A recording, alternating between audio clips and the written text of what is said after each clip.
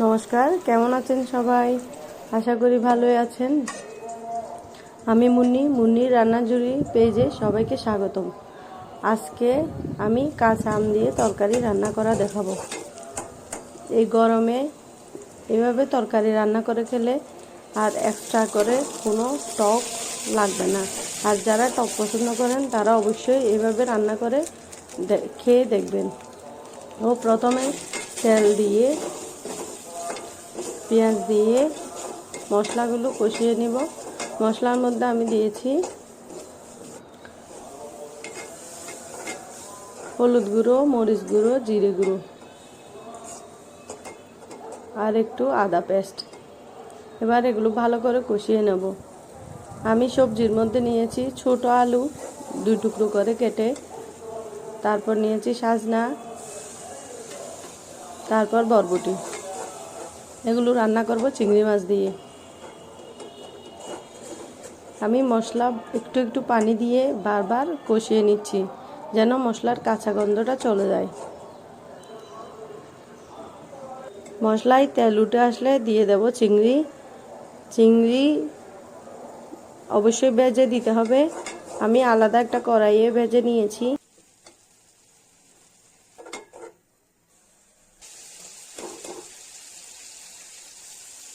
এগুলো দিয়েও ভালো করে কষিয়ে নেব।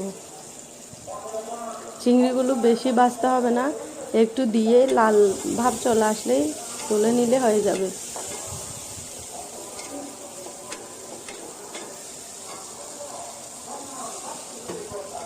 এবার সবজি অ্যাড করে দেব। এখন তো সজনা অ্যাভেলেবেল পাওয়া যায়, আপনারা চাইলে এগুলো শুটকি দিয়েও রান্না করতে পারেন। শুটকি দিয়ে রান্না করলেও অনেক স্বাদ হয়।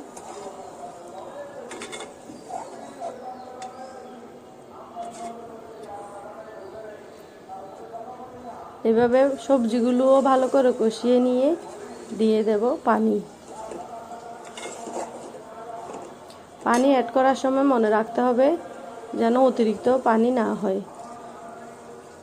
এখানে কোনো সবজি বেশি সিদ্ধ হবে না, কারণ সবগুলো একটু জাল পড়লেই সিদ্ধ হয়ে যাবে। দেশি আলু, সজনা, বরবটি সবগুলোই কম সিদ্ধ হবে। এজন্য একটু পানি দেখে শুনে দিতে হবে। বাজার থেকে আম এনে দিয়েছে, আমগুলো টক ছিল, তাই আমি একটু কম পরিমাণে নিয়েছি। তরকারিও কম, আবার এর থেকে বেশি দিলে তরকারি বেশি টক হয়ে যাবে, খেতে ভালো লাগবে না। এবার আলু সিদ্ধ হয়েছে নাকি একটু দেখে নেব। আলু সিদ্ধ হয়নি, আলু আর একটু সিদ্ধ হতে হবে। এই পর্যায়ে আবার ঢাকনা দিয়ে কিছুক্ষণ সিদ্ধ করে নেব। এবার সবগুলো সিদ্ধ হয়ে গেছে, আলুও সিদ্ধ হয়ে গেছে। এবার দিয়ে দেব কাঁচা আম।